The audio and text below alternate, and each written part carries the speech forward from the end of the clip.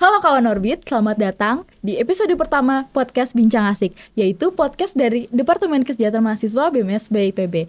Nah, sebelumnya, tak kenal maka tak sayang, perkenalkan nama saya Restiana Zara dan... Halo, nama gue Ahmad Raffi Arafat dari Sekolah Bisnis Angkatan 60. Halo semuanya. Nah, podcast hari ini kita akan bahas mengenai manajemen waktu dan juga manajemen kesehatan mental nih, Raffi.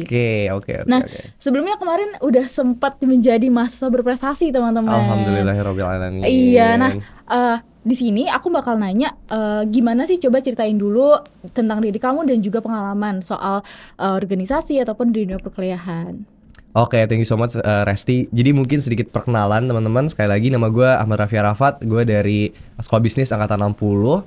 Dan alhamdulillah juga kemarin bulan Maret ya. Bulan Maret diamanahin sebagai mahasiswa berprestasi tingkat universitas, tingkat IPB University, yang merupakan sebuah proses yang panjang tentunya gitu. Kalau pengen tahu gue dulunya kayak gimana, kurang lebih gue sangat tertarik di dunia bisnis gitu ya. Kenapa?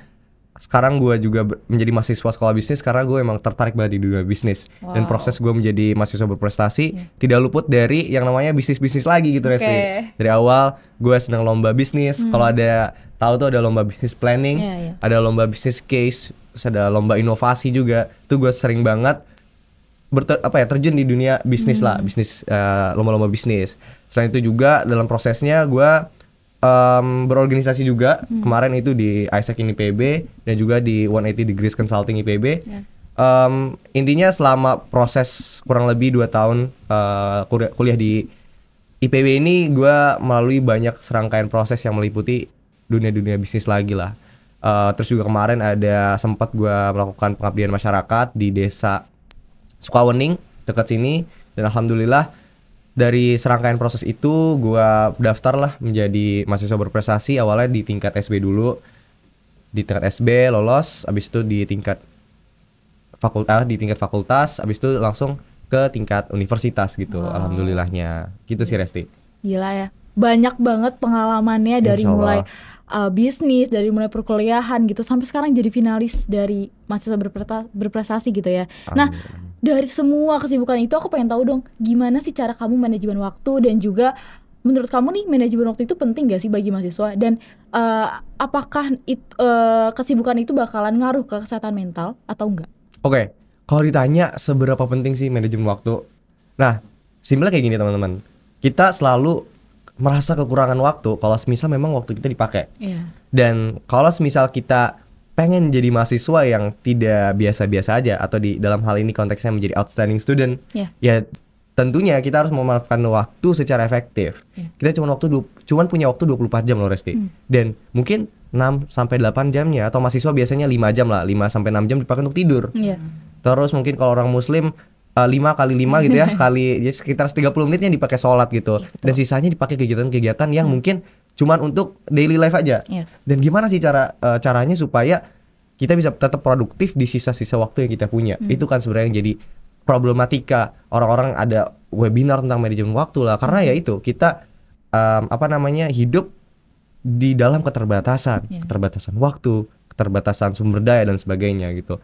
Kalau ditanya seberapa penting, luar biasa penting. Tapi gimana caranya kita mensiasati keterbatasan waktu itu dengan hal-hal yang secara teori gitu ya diajarin di webinar-webinar yang katanya ngajarin tentang manajemen waktu. Nah, tapi kalau misal ditanya gimana cara gue mengelola waktu itu, sesederhana mengatur prioritas Resti. Karena kalau mengatur waktu aja tanpa mengatur komitmen, tanpa mengatur energi, akan sangat percuma. Kalau ditanya gimana caranya mengatur waktu, cukup ada istilahnya time blocking atau ngeblok waktu. Jadi misalkan di Google Calendar gue ada jam 1 sampai jam 3 waktunya untuk di sini bincang sama teman-teman Kesma. Abis itu gue meeting nih sama bisnis gue, abis itu gue bukber, abis itu gue apa. Nah itu namanya time blocking. Tapi satu hal yang nggak bisa didapatkan kalau cuman ngeblok waktu aja adalah ngeblok gimana caranya otak kita pikir. Karena kalau kita udah ngeblok waktu, oke, jam segini sampai jam segini kita mau melakukan hal A misalkan, tapi apakah otak dan mental kita siap untuk transisi dari kegiatan-kegiatan tersebut?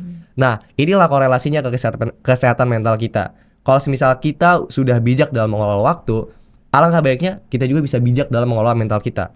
Mental state itu bukan masalah depresi doang ya. Masalah senang juga itu juga salah satu partnya. Makanya kita juga harus bisa mengelola itu supaya kita bisa lebih efektif lagi mengelola waktu kita. Jadi bukan kebalik nih, bukan kita mengelola waktu untuk mendapatkan mental health yang sehat, tapi kita mengelola mental health yang sehat supaya kita bisa secara efektif mengelola waktu. Kurang lebih kayak gitu. Gitu sih Resti. Oke. Tapi selama kamu di tengah kesibukan itu ya dengan time blocking tadi, pernah gak ada tantangan atau kayak ada something yang kayak kamu tuh banyak banget kesibukannya, habis itu ada tugas numpuk, terus ada kendalanya gitu. Apa pernah gak? Kendalanya itu pasti ya di bentrok sih. Nah, kalau udah bentrok gini kan sebenarnya hanya satu hal yang kita bisa atur, prioritas. Misalkan waktu gue magang BEM dulu, gue itu sambil jadi ketua acara, ketua panitia, sambil juga lomba, sambil juga ini. Nah, ketika ada waktu yang bentrok, ya ini masalah prioritas. Dan prioritas itu atau komitmen itu bukan masalah seberapa tinggi jabatan lo. Ini yang selalu gue sampaikan nih kalau misalkan gue jadi pembicara. Kayak kalau lu jadi ketua pelaksana, belum tentu lu harus sepenuhnya ada di sana setiap waktu kan. Tapi apakah keberadaan lu di sana itu dapat memberikan impact. Dan dari misalkan ada 3 kegiatan yang bentrok, mana sih kegiatan yang memang ketidakberadaannya lu di sana itu tidak akan berpengaruh terlalu banyak, maka tinggalkan kegiatan itu. Nah, itu problematika yang selalu gue hadapi gitu dalam waktu-waktu. Ketika ada kegiatan yang tabrakan nih, tapi karena gue udah kasih tahu juga di awal kalau misalkan ketika gue daftar nih atau daftar kepanitiaan atau gue ikutan lomba, gue udah disclaimer, gue ada beberapa kegiatan ke depannya. Jadi pasti ada suatu momen di mana kita bentrok nih. Dan kalau misalkan kita bentrok, komunikasikan aja. Misalkan, gue nggak bisa nih ikut ini karena gue jadi ini di acara ini misalkan. Nah, sesederhana komunikasi menurut gue masih bisa diterima. Tapi ya kita juga tetap harus bisa mengelola itu. Jangan sampai karena dirasa kegiatan A prioritas terus kegiatan B-nya selalu ditinggalkan. Nanti bakal dicap hilang-hilangan sama orang kan. Betul. Kayak gitu. Terus problematika yang kedua adalah mengelola mental, mengelola energi. Yang tadi balik lagi, karena ini tema tentang mental health, gue mau ngebahas tentang gimana caranya kita bisa mengelola mental health itu. Dan salah satu problematika gue adalah yaitu gak selalu kita udah nge-manage waktu, gak selalu udah kita nge-manage kegiatan apa yang bisa kita ikutin, tapi mental kita belum siap. Itu aja sih paling. Tapi selama itu pernah nggak sih kan ke mental health itu berkaitan dengan burnout juga ya? Nah, pernah nggak Raffi mengalami itu? Burnout itu wajar banget. Satu hal, kayak berprestasi apapun, kayaknya belum afdol kalau lu belum pernah burnout. Dan segimanapun mau lu cuman kerjain satu hal, ngerjain 2 hal, karena burnout itu standarnya tidak diset oleh pemerintah gitu ya. Disetnya oleh diri lu sendiri gitu. Dan level of burnout dari orang-orang itu variatif. Beda-beda, Dan gue pun pasti pernah di momen dimana kayaknya udah nggak bisa deh gue ngerjain hal ini. Udah nggak bisa deh gue kayaknya ngerjain tugas, ngerjain lomba sambil misalkan ikutan kepanitiaan. Nah, gimana sih cara memitigasi burnout tersebut? Yang pertama lu harus tahu kalau semisal balik lagi ke pernyataan gue pertama, burnout itu standarnya beda-beda. Maka lu harus tahu di mana lu nggak mampu untuk mengerjakan hal-hal yang lu rasa bakal ngebuat lu burnout. Yang kedua, lu harus tahu juga gimana sih caranya memitigasi rasa burnout itu. Nah, kalau gue sesederhana yaudah lupakan aja kerjaannya, gue nongkrong sama teman-teman, ngopi, abis itu alhamdulillahnya bisa balik lagi. Atau sesederhana tidur, atau sesederhana kayak ya udah lu komunikasikan ke atasan lu misalkan, atau lu komunikasikan ke temen lu kalau semisal kayaknya lagi nggak bisa nih ngerjain tugas ini. Entah diundur deadline-nya atau minta bantuan ke teman, bisa nggak garap dulu, gua kayaknya lagi burnout, lagi demot nih. Nah, kayak gitu sih Resti. Oke. Jadi sebenarnya mental health itu tergantung kitanya ya. Tergantung kitanya. Gimana cara kita mengelola emosi sebenarnya intinya. Jadi dari banyaknya tadi udah ikut lomba, kepanitiaan dan segala macam kegiatan lain. Tapi Raffi ikut ke organisasi gak di kampus? Alhamdulillah aku ikut 3 organisasi sih. Sekarang lagi aktif 2 organisasi, tapi udah ada beberapa yang lengser kayak gitu sih. Apa aja tuh? Gue pernah di ISEC, IPB sebagai management board, di 180 Degrees Consulting sebagai project leader di consulting division sebagai konsultan juga. Terus yang ketiga aku jadi external relation di Omda di Pamaung, Paguyuban Mahasiswa Bandung. Terus sekarang lagi secara organisasi bukan sih, cuman gue lagi ikut bisnis juga lah, salah satu bisnisnya. Oke. Nah, tadi kan Raffi sempat singgung mengenai burnout. Raffi pernah mengalami kesulitan lah gitu ya. Nah, di kala-kala itu kan tetap aja Raffi harus ada kesibukan lain yang harus Raffi lakuin gitu ya. Nah, gimana caranya ketika lagi burnout, ketika lagi kayak aduh ini gak bisa banget, tapi harus tetap produktif gitu. Gimana caranya? Oke, tadi ya aku udah sampaikan kalau misal burnout ini yang tahu tuh lu doang. Jadi lu nggak bisa ekspektasikan orang lain untuk mengerti kalau lu tuh lagi capek. Nggak bisa lu tiba-tiba kayak mau rapat tiba-tiba lu jutek gitu, tiba-tiba jutek gitu. Nggak bisa kita. Karena yang tahu kita lagi bete kita sendiri. Nah, kalau mau orang lain tahu kalau lu lagi capek, ya komunikasikan. Iya benar-benar komunikasikan. Tapi komunikasikannya jangan kayak dengan cara yang buruk juga. Lu harus bisa tahu caranya gimana sih mengkomunikasikan rasa capek mental lu yang lagi mungkin keganggu dengan orang-orang yang tepat. Kayak lu bisa curhat ke Kesma ya Kak. Bisa curhat ke Kesma, hotline. Nah, itu masuk. Misalkan kayak kita curhat ke teman kita yang memang jadi sandaran kita untuk bersandar lah, atau ke Kesma gitu kan, banyak layanan-layanan yang memang bisa dijadikan tempat untuk bercerita dan untuk mengkomunikasikan ya. Tapi secara tugas, misalkan gue di organisasi, gue di bisnis, ya tugas adalah tugas Resti. Jadi segimanapun kita demot, kayaknya nggak boleh deh untuk kita meninggalkan tanggung jawab tersebut. Nah, caranya tinggal komunikasiin aja tadi ke atasan lu atau ke partner lu. Kalau misal tugas ini kayaknya bakal agak ngaret nih beberapa hari dengan alasan, ya lu sampaikan alasannya kenapa. Baru kalau misal dia ACC sama atasan lu atau sama temen lu bolehlah tinggalkan sejenak. Habis itu lu jamin lagi ke tugas yang dikasih sama atasan atau sama teman lu gitu. Oke, tapi selama banyak tugas-tugas nih, banyak kegiatan, banyak kerjaan apa segala macam, kan pasti pernah gak menunda-nunda? Pernah banget kan? Nah, gimana caranya tugas-tugas yang kita tunda itu bisa terselesaikan gitu, sesuai deadline-nya atau mungkin tepat mengerjakannya dengan baik kayak gitu. Gimana caranya?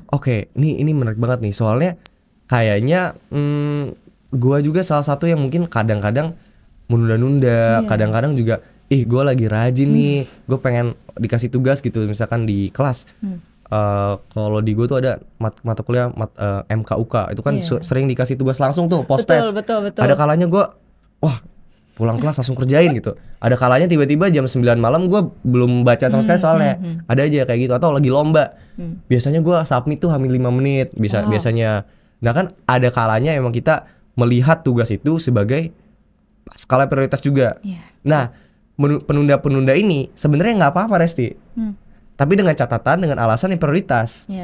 Kalau semisal ada tugas, contoh ngeresum, sama ada tugas MKUK, atau sama ada tugas ngebuat jurnal. Ngebuat jurnal butuh waktu 6 jam, ngeresum ChatGPT cuma butuh 1 menit misalkan. Sama MKUK misalkan lu kerjasama, maksudnya kerjasama tuh bareng ngerjainnya sama teman. Teman lu cuma bisa ngerjain jam 1 sampai jam 3. Dan lu harus ngerjain tugas journaling lu. Kira-kira mana dulu yang lu kerjain? Posisinya lu baru pulang kelas nih jam 12. Jam 1 sampai jam 3 teman lu cuma bisa kerjain jam 1 sampai jam 3. Sedangkan jam 6 itu ada deadline jurnal. Jam 12 ada deadline ChatGPT. ChatGPT maksudnya ngeresum. Kok ChatGPT? Udah langsung ke GPT aja ya. Maksudnya ngeresum gitu. Mana yang lu kerjain duluan? Jurnal pasti kan. Jurnal dulu kan. Walaupun 1 sampai jam 3 lu sama temen lu. Tapi ngerjain jurnal itu lama. Betul. Nah, makanya sebenarnya menunda-nunda ini ya nggak apa-apa, asalkan tujuannya jelas. Kecuali lu cuma punya 1 tugas. Lu nggak ngapa-ngapain, lu tidur. Nah, itu namanya ya penundaan yang disengaja gitu. Disengaja tidak berbobot. Gue pun sering kayak gitu kok. Kayak misalkan gue ada 5 tugas. Ya nggak apa-apa, untuk salah satu tugas dari 5 tugas tersebut gue kumpulin hamin 1 menit, tapi sisanya gue kerjain semua. Nah, intinya adalah yang harus diprioritaskan itu bukan hanya kegiatannya, tapi tugas yang diberikan juga. Lu kadang-kadang kita lupa kalau tugas yang diberikan itu lebih fundamental daripada keberadaan kita di sana. Betul. Gitu Resti. Oke. Nah, tadi ngomong masalah GPT ya. Aduh. Oh ya, keceplosan. Pernah pakai ya kayaknya ya. Nah ini. Apa sering? Pernah atau sering? Penggunaan GPT itu sebenarnya tergantung kita mensiasatinya. Okay. Kalau kita ngebuat GPT itu sebagai ideating aja, menurut gue sah-sah aja. Asalkan jangan dipakai untuk yang hal-hal negatif gitu. Oke. Nah, ngomong-ngomong soal tadi soal produktivitas gitu ya. Nah, gimana caranya kita bisa menjaga kestabilan itu? Kadang kan kayak yang tadi Revie bilang, gue malas banget ngerjain tugas ini, gue pengen tidur aja, gue pengen main game aja, gue pengen nonton film aja.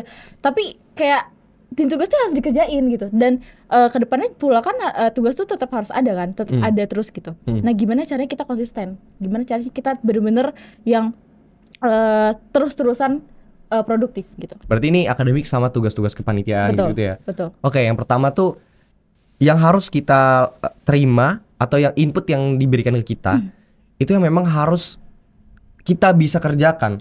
Jangan sampai misalkan Resti dikasih tugas untuk mixing lagu atau disuruh buat 3D-an.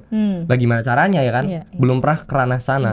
Makanya lu harus pastikan semua tugas yang lu berikan itu dalam your scope of work gitu. Atau SOW lu lah, yang gak harus lu kerjakan ya nggak apa-apa, nggak harus lu kerjakan gitu. Nah lu tahu itu tuh cakupannya yang harus lu kerjakan dan kemampuan lu gitu. Nah kalau semisal lu nggak mampu untuk mengerjakan tugas itu, segeralah komunikasikan sebelum memang lu di assign untuk mengerjakan tugas tersebut. Kita ngomongin tentang non akademik ya. Kalau akademik kan memang kita dituntut untuk bisa. Kalau di organisasi misalkan kita disuruh buat timeline, tapi jujur kita tuh nggak paham gimana cara buat timelinenya. Segeralah komunikasikan kalau kita ada bottleneck atau ya kita ada blockers nih, kita nggak ngerti gimana caranya buat Google Calendar. Sampaikan aja, jangan sampai tugasnya udah diterima baru kita ngeluh, ih gimana ya, dan ngeluhnya tuh nggak ada yang tahu, tiba-tiba tugasnya ngaret aja. Nah gimana ya kita tetap konsisten. Gue yakin kalau semisal kita bisa ngerjainnya, kita nggak akan tunda. Problemnya tuh kita tuh bingung ini ngerjainnya gimana. Tapi kita juga dari awal bilang kalau kita tuh bisa ngerjain itu. Tapi di tengah-tengah kita tiba-tiba ngeblank, nggak tahu cara ngerjainnya, malas untuk belajar, kayak gitu. Nah itu tuh hal-hal fundamental yang menurutku kayaknya kita bisa lebih baik deh nge-treat sebuah tugas itu seperti menerima teman aja. Tugas kalau misal kita mampu kerjakan, gue yakin nggak akan ditunda-tunda. Terus yang kedua adalah penggunaan alat produktif nih. Nah penggunaan alat ini menurut aku sah-sah aja untuk dibuat. Kenapa? Karena pada dasarnya alat itu dibuat untuk ngebantu kita. Kayak tadi, gue misalkan pakai Google Spreadsheets, pakai Google Docs, pakai ChatGPT. It's okay untuk kalian gunakan hal tersebut. Orang gue di kelas aja diajarin sama dosen ChatGPT kok. Oke. Serius nih, di kelas gue, di salah satu kelas gue, dosen gue ngajarin gimana caranya pakai ChatGPT yang benar. Nah, gimana itu sama dosennya disuruh kan, dikasih tahu. Makanya kita emang harus manfaatkan ChatGPT itu. Dan kedepannya dengan alat yang produktif itu, dan kita mampu nih untuk ngerjainnya, itu pasti deh nggak akan ditunda-tunda. Sama komitmen juga. Gitu sih Resti. Berarti tugas adalah teman gitu ya. Iya benar. Tugas adalah teman. Tugas adalah teman. Iya, jangan sampai tugas dibilang musuh gitu ya. Iya, kalau tugas kita anggap sebagai teman, kita bakal lebih mengerti gimana cara nge-treat dia. Kalau kita nge-treat tugas seperti musuh, kita bakal jauh-jauhan dan ujung-ujungnya penundaan. Kayak gitu sih Resti. Oke. Nah, berarti tadi kan berarti banyak banget nih kegiatan-kegiatan Raffi ya, mulai dari lomba, bisnis, dan juga perkuliahan, organisasi juga dalam satu waktu nih dikerjain ya kan. Nah, otomatis kan tidur berkurang dong. Berkurang nggak? Apa bahkan nggak tidur gitu? Ya berkurang sih pasti ya. Cuman berarti. aku selalu berusaha untuk tidur seenggaknya. Seenggaknya 1 jam tidur, 2 jam gitu. 1 atau jam enggak sih, juga ya? 1 jam sih terlalu pendek ya. Gua masih normal sih kalau nggak puasa nih. Kalau puasa sih emang jujur agak susah ya tidur kita nih.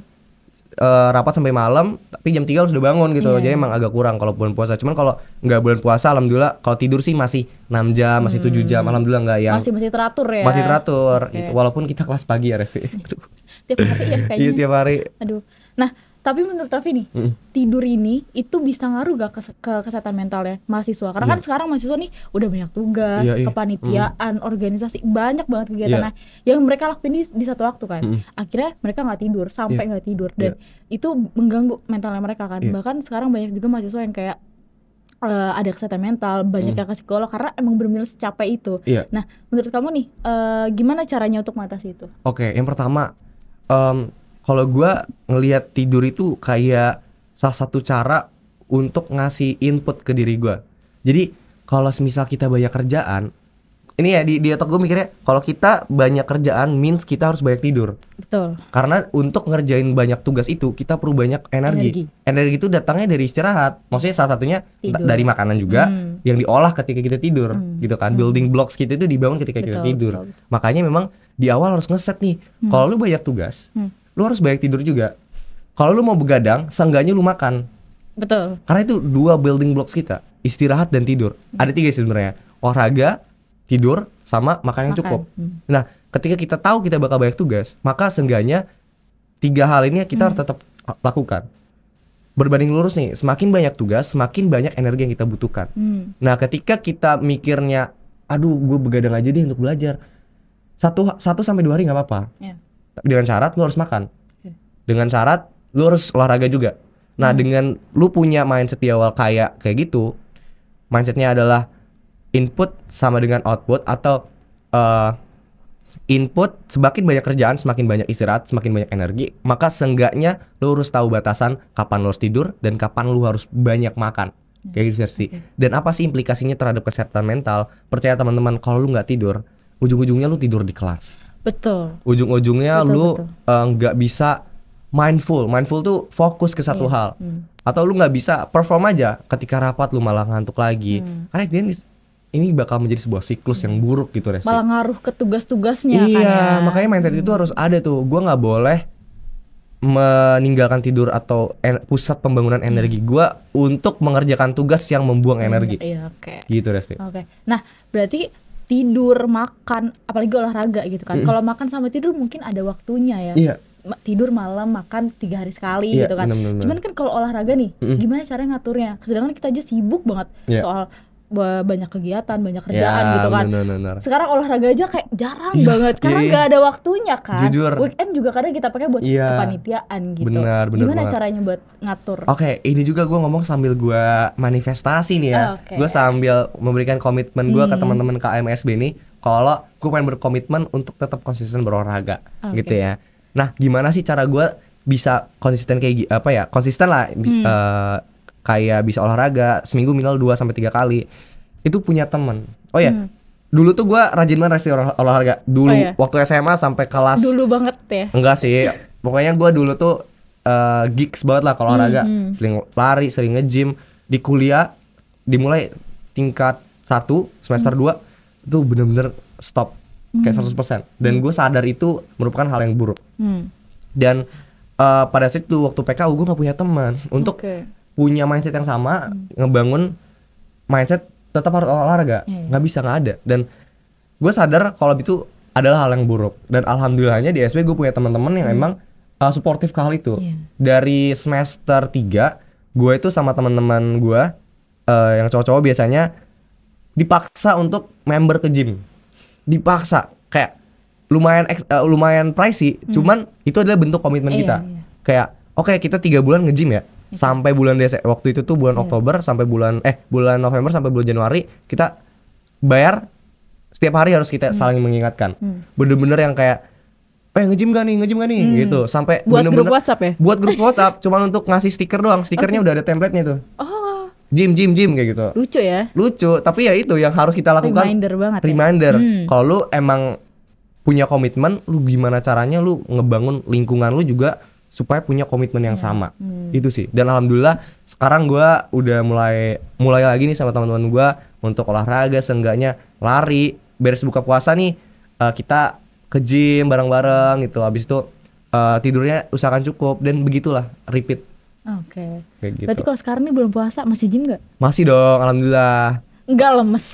Kan abis buka. Oke. Abis buka. Oh, ini kirain kan abis sahur. Buset, enggak dong. Kalau abis sahur ntar kita capek ya. Capek. Terus nanti malah nggak bener puasa. Ya puasanya.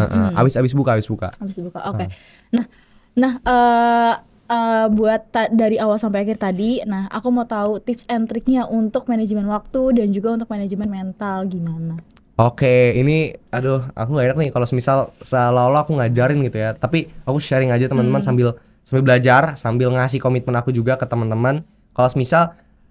Kalau kalian ingin atau kalian punya tujuan dalam perkuliahan kalian atau dalam hidup kalian, yang pertama harus kalian lakukan bukan hanya menyusun jangka panjangnya aja, tapi jangka pendeknya juga harus kalian susun. Menyusunnya dengan cara apa? secara teknis dan non teknis. Teknisnya tadi pengelolaan waktu, time blocking, skala prioritas, terus mengatur komitmen bersama teman-teman. Yang non teknisnya adalah mental kita. Dan satu hal tips gua untuk teman-teman, lakukanlah hal non fundamental, non teknisnya dulu. Supaya apa? Supaya kita bisa mengerjakan hal teknisnya secara efisien. Percayalah, kalau semisal mental kita baik, output yang kita keluarkan juga bakal lebih efektif, lebih efisien, dan lebih optimal. Kita jangan cari maksimalnya dulu, kita cari efektif dan efisiennya dulu. Maka kalau semisal kalian punya mental yang bagus, percayalah hasilnya juga bakal bagus. Dan gimana cara untuk dapetin mental bagus? Dengan cara sering-sering istirahat, jangan terlalu toksik kerjaan lu, banyak-banyak cerita ke Kesma hotline. Jangan itu lupa dia. Di hotline sama di Kiker ya. Kiker itu dia. 2 itu menjadi pondasi mahasiswa KMSB nih sebenarnya. Bener. Kalau capek-capek hotline iya, gitu ya. Bener. Nah, tadi berarti intinya adalah kesehatan mental dulu. Bener. Kalau mental udah sehat, tugas aman, kerjaan aman, semua aman. Bener. Intinya mental dulu sehatin. Ya, kalau mentalnya sehat, satu lagi hotline. Bener. Bisa aja nih Resti nih masuk terus. Itu aja. Mungkin terima kasih untuk Raffi yang udah berbagi nih sharing-sharing di sini. Siap. Buat KMSB soal manajemen waktu dan kesehatan mental, dan semoga KMSB lebih terbuka lagi mindsetnya, lebih tahu lagi tips and triknya, dan lebih baik lagi ke depannya. Amin. Oke, terima kasih Raffi. Siap. Oke, mungkin cukup sekian episode 1 Bincang Asik. Saya Resya Nazara. Saya Amar Raffi Arafat. Sampai ketemu di lain hari. Dadah. Bye. Yeay.